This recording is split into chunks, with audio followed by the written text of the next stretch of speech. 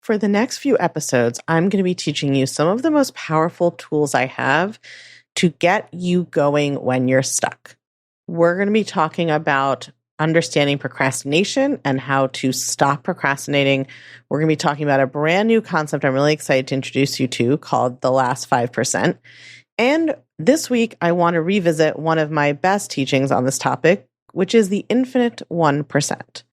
One theme throughout all of these several episodes we're going to be doing is the way in which our story about what we're doing, our conceptualization of what we're doing, is the biggest defining feature of whether we actually take action or not. Whether we actually take action doesn't really have to do with our circumstances. It doesn't really have to do with what quote unquote kind of person we are. It's not about our failings, our character, our personality, our star sign, our human design, or anything else like that. It is our thinking about the thing we have to do. And the infinite 1% is a concept, a tool, a mind hack, a genius reframe that helps you go from being overwhelmed by the enormity of a large task or project or even change of direction in your life to seeing it as something eminently doable and recognizing the impact of small compounding actions in a way that will get you over that inertia and get you out of that overwhelm and motivate you to actually take action. So if there's anything in your life that you are not taking action on, or you've taken some action, but like the end feels so far away and you feel overwhelmed by the distance between where you are and where you want to be, then this episode is an absolute game changer. So make sure you give it a listen. And then next week, I'm going to be teaching you all about the other end of the spectrum, which is the 5%, a reframe, a hack that's going to help you when you've gotten most of the way somewhere, but you think it's not working, or you don't even realize how far you've gotten because you think it's not working and you want to give up. So this week, we're starting at the beginning, and next week, we're ending at the end. These two episodes together are the key to accomplishing anything you want to accomplish in your life. Give it a listen. Welcome to Unfuck Your Brain. I'm your host, Cara Loewentheil, Master Certified Coach and founder of the School of New Feminist Thought. I'm here to help you turn down your anxiety, turn up your confidence, and create a life on your own terms, one that you're truly excited to live. Let's go. I want to teach you a brand new concept I've come up with, which I am obsessed with. Well, I only like to teach you things I'm obsessed with. It's a huge mental reframe that can create enormous results in your life if you implement it. And it's called the infinite 1%. So that sounds weird, right? 1% sounds tiny and infinite is infinite, right? They kind of seem like opposites. But it totally makes sense, I promise. When we think about doing big things in our lives, I think that we assume, certainly lizard brain assumes, it's going to be a lot of work. And the way we think about it, we think we aren't close to the goal until we're close to the goal. So if we want to make $100,000 as a life coach, we think we aren't close to making $100,000 until we hit like $90,000. If we want to run a marathon, we think we aren't close to the goal until we can run 20 miles, let's say. Or even if we want to run a 5K, we think we aren't close until we can run 4K, right? If we're getting a PhD, we think we aren't close to the goal until we've almost finished our dissertation. If we want to learn to drink less or stick to a budget or stop biting our nails or change any other habit, we think we aren't close to the goal until the habit is almost gone. Right? We think that the first few steps barely count, that they're just like barely more than nothing, right? That like they are, so far away from the goal. We think $10,000 is closer to zero than it is to 100,000. We think running half a mile is closer to not running at all than it is to running a marathon, right? We think making a drink or meal plan and then only following it 20% of the time is closer to just not following it at all than to following it 100% of the time. It seems like basic math, but this math is wrong. Because the difference between doing nothing and doing something is the biggest difference there is. From 0 to 1 is exponential growth. From 0 to 1 is the part most people never do. From 0 to 1 is the hard part. Once you've gotten from 0 to 1, it's just rinse and repeat. Hey friends, if you love the Unfuck Your Brain podcast, the best way you can support us is by leaving us a review. It costs $0. It'll only take a minute of your time, and it actually does make a huge difference. Every single review gets counted by the algorithm that decides whether to show us to new listeners. So if you want other women to benefit the way you have, or other people of any gender to benefit the way you have, then please leave us a review. That support helps me continue to put out new episodes every single week. And if you haven't yet, tap the follow button so you never miss an episode.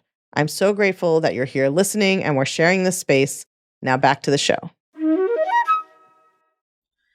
Doing 100 podcast episodes in a row every single week for 100 weeks was not actually that hard.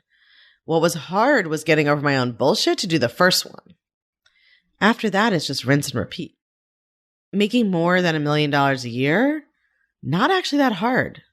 The hard part was getting out of my own way to make that first $20,000 that first year. The last 2/3 of a run, not hard. The hard part is getting myself out the door and moving for that first 1/3. That's always the hardest part. Remember that your brain loves to save energy and it's scared of doing anything new. Newton's first law of motion, thank you to my classic studies at Yale. I may be the only person who went through the directed studies program at Yale and is now a life coach. I wonder if that's true. Okay, still though, listen, classical learning is important, even if I'm the only life coach who talks about Newton. So Newton's first law of motion is that a body in motion will tend to stay in motion, and a body at rest will tend to stay at rest. What is hard is overcoming the inertia of 0 to get to 1.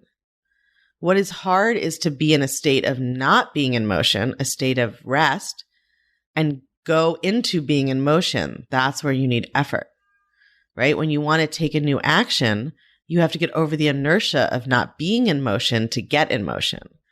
But after you've done it once and you know how, it's just rinse and repeat. What's hard is going from being in motion to being at rest, right? A body in motion tends to stay in motion. When you want to stop taking a certain action you have, like if you have a habit you're trying to change, the inertia is actually to just keep repeating it, right? Just keep taking the same motion, keep doing the same thing. And the effort is that you have to get over the inertia of just repeating the habit, the same way you always do, to change it, right? To be at rest. But after you've allowed an urge without acting on it once or twice, just rinse and repeat. Right? The big difference in the world isn't between people who have done a little versus people who have done a lot. It's between people who do nothing and people who do something. And this is the tragedy of perfectionism, right? Because perfectionism keeps us thinking that doing a little is pointless. But doing a little is everything. If you spend 5 minutes a day doing thought work every day, after a year, you will have spent 30 whole hours working on your brain. Now, 30 doesn't sound like a big number, but really think about 30 whole hours. That's like almost a whole work week of nothing but working on your thoughts all day at work. If you don't spend those 5 minutes because it's too little and it doesn't count, a year later, you will have the exact same thoughts and results you do now. You will have gone nowhere. A body at rest stays at rest. A mind in chaos stays in chaos. Unless you use your energy to overcome that little bit of inertia, that first 1%. The exponential difference is not between you who are spending 5 minutes a day on thought work and someone who's spending an hour a day on it. You are actually very close together next to each other. The exponential difference is between both of you and someone who doesn't do thought work at all. On the spectrum of change, if you want to think about it visually, the person spending 5 minutes and the person spending an hour are so close together, you can barely see between them. It's like if you think about those timelines of like the development of the earth, right? And it's like so long. And then when human history started and where we are now are like very close together, right? Because it's like billions and trillions of years. And then it's like, a few thousand years of recorded history and then infinity out in front of us. That's what it's like, right? On the spectrum of change, the person spending 5 minutes a day doing thought work and the person spending an hour a day doing thought work, so close together, you can barely see the space between them. But the space between them and someone spending no time on thought work, or whatever habit or goal you want to plug into this, right? I'm just using thought work. The space between the person doing nothing and the person spending 5 minutes and an hour, 5 minutes an hour so close to each other. The space between them and the person doing nothing is all the space in the world. When you are despairing about how what you can do is not enough, you know what you aren't doing, you're not actually doing it. You just sit around thinking about how it's not enough, and so you do nothing. But if you believed the biggest difference in life was between those who do nothing and those who do a little, then you'd have no excuse not to try. Because you would understand the infinite 1%.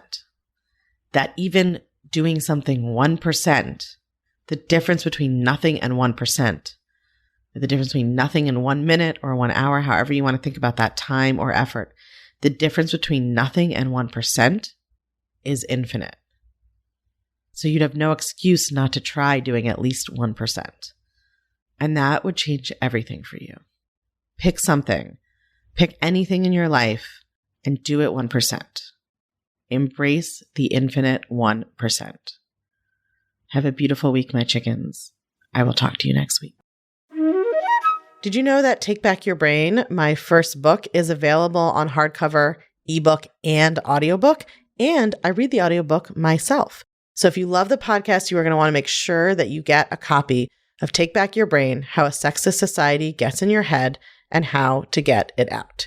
It is everything you need to understand your brain and change your brain, start to finish, in one book. It is available wherever books and audiobooks are sold. And if you love it, all I ask is that you please leave us a review on Amazon or Barnes & Noble or Goodreads, wherever you get it from or wherever you share your thoughts about books. Those reviews really help the algorithms boost the book, show it to more people, share it, keep the book circulating longer. And we all know that every woman in the world needs to understand how to change her brain, not so that she can think what I want her to think, but so that she can decide for herself what to think. That's really what all of this work is about. That's what all of us are doing with the podcast. And that is now what the book is here to do as well.